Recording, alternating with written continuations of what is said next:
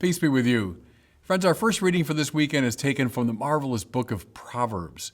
You can find that in your Bibles right after the book of Psalms. It's part of the so-called wisdom literature, so these texts that are more poetic in nature. Proverbs is associated with King Solomon, who's the paradigmatically wise figure in the Old Testament.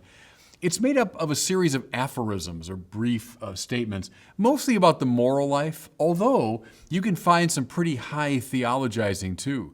Go to Proverbs chapter 8, and you'll see reflections on Lady Wisdom, who was with God at the beginning when he created all things. And that had a good amount of influence on the later sort of logos speculation of the church. So the book of Proverbs, marvelous. It's a great book to kind of peruse. You don't have to read it cover to cover, but you can find wisdom in these aphorisms. Well, the reading for today is taken from the very end of Proverbs, from chapter 31, the final chapter.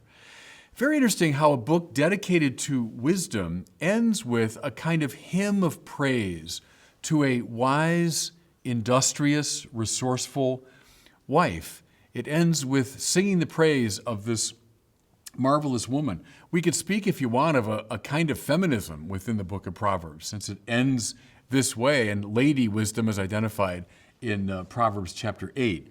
But I don't want to focus so much on that theme today, but rather on what I'd call a theology and spirituality of work. It's a theme that's very dear to St. Pope John Paul II, but one that we don't reflect on, I don't think, adequately.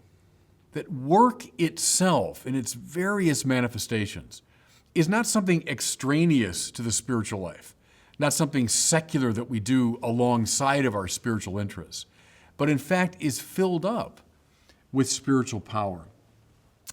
When I was coming of age, I can't tell you how many times I heard this little adage. It's not about what you do, it's who you are, right? It's not what you do, it's not doing that matters so much, it's being that matters. Well, I'll admit there's something to that distinction. Sure, I get it, At the same time, I've always felt that distinction is simplistic, as though we can simply divorce our being from our action, our being from what we do, when in point of fact, I think our being is deeply influenced by our acting and by our doing.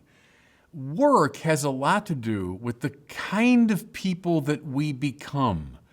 Again, another John Paul II theme. In our moral choices, he said, we make ourselves the people that we are becoming. And in a similar way, in the work that we do, we become the people that we are meant to be. Now, here's the first thing to think about now under this rubric. Adam, according to the book of Genesis, was given work to do, not simply after the fall, but before the fall. So there's a tendency to think, well, yes, after sin entered the world, then work is this kind of terrible burden. We have to labor by the sweat of our brow, etc. Now, I don't deny for a second that work, like everything else in life, became worse after the fall. It became more difficult and complicated. That's true. However, remember, Adam was given work to do before the fall. Therefore, it belongs to what's good and beautiful and positive in our way of being human. Someone that was very prominent in our country some decades ago, the political commentator William F. Buckley Jr., once said this, and I've passed this advice on to many people who struggle with depression. He said, industry is the enemy of melancholy.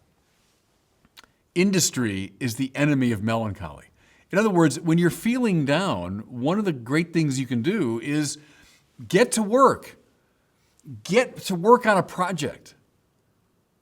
Tends to make you feel better. Now, why? Why? Because work engages the powers. Think of your powers of mind, your powers of will, your powers of creativity and imagination. All of it is awakened when we give ourselves over to a project. I'll give you a silly example from my own life. Much of my life is kind of cerebral. I'm preparing things like this, like a sermon. I'm writing an article. I'm going and giving a talk somewhere. Something I find really satisfying, no kidding, is doing the dishes. So especially during COVID, I've been home more often. And so I've sort of made it my responsibility to do the dishes after dinner. And you say, oh, it's kind of drudgery and it must be really tiresome. Not really. For me, I kind of enjoy it. Here's this big mess of dishes, and then through, simple effort of my hands and so on, I can bring all that to order. There's something satisfying about it. Now, extrapolate from that to all these different forms of work that we engage in and how powerful they are, how much they awaken what is best in us. Think of it this way, too. John Paul II made this point many times. In our work, we become collaborators with God, collaborate, to work with.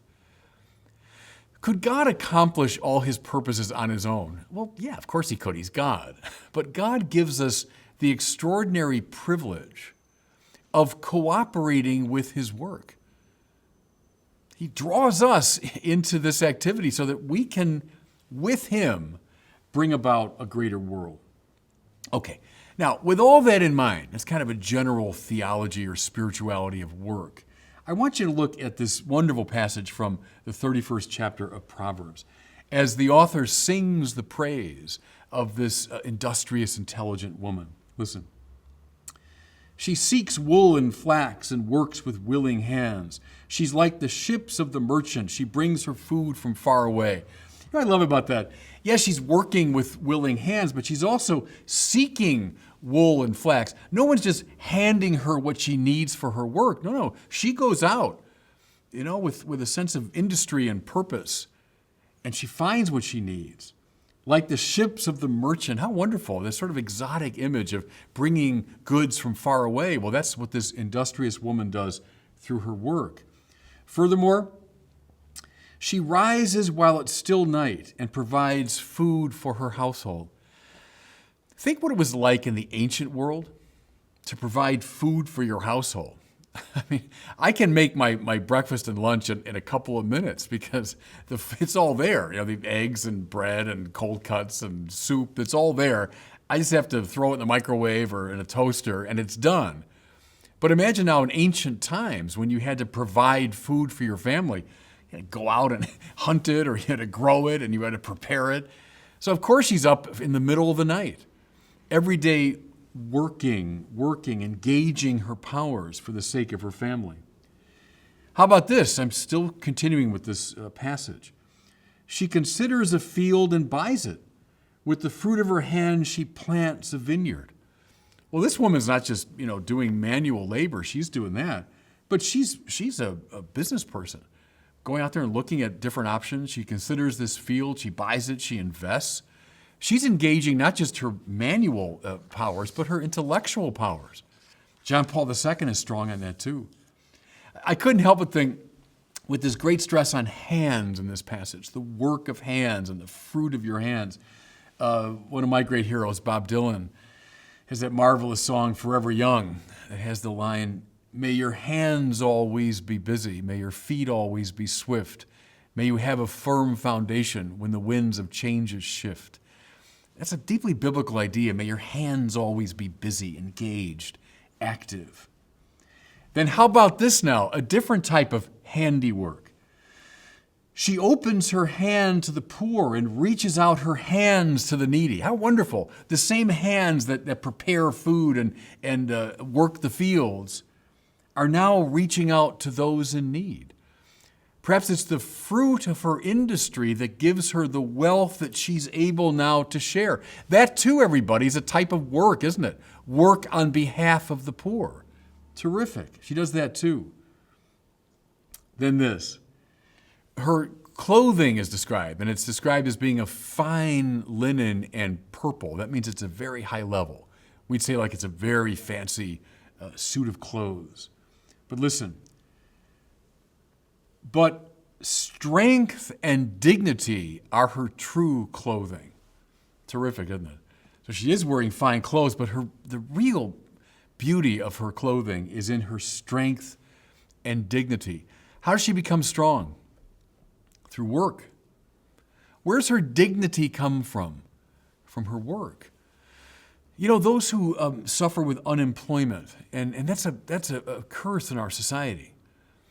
What they feel, it's not just the financial burden of that, but it's the loss of dignity that people often feel when they lose their work, they lose their livelihood.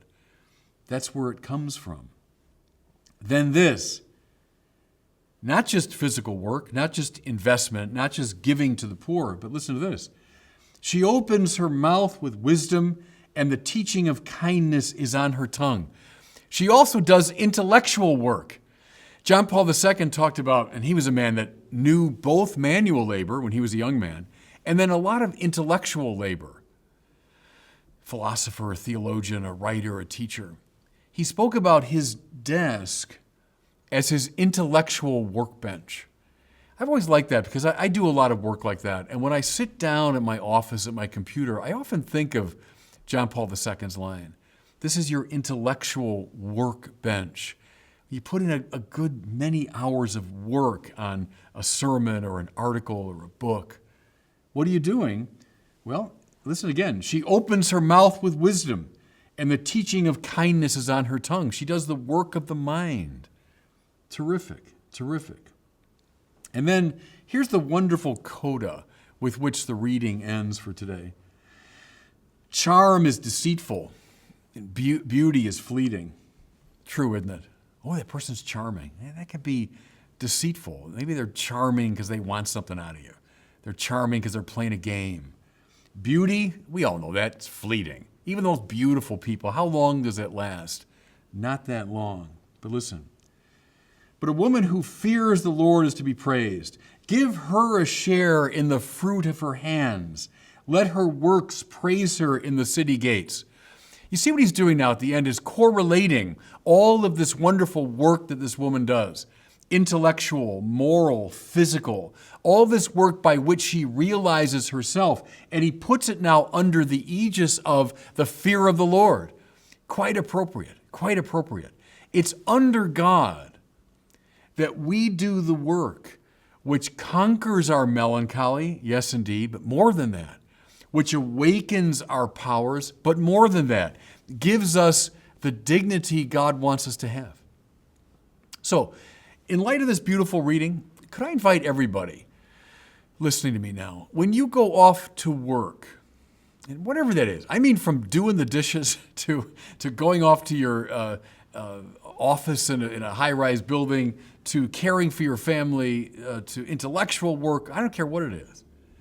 But think of this now as collaborating with the purposes of God.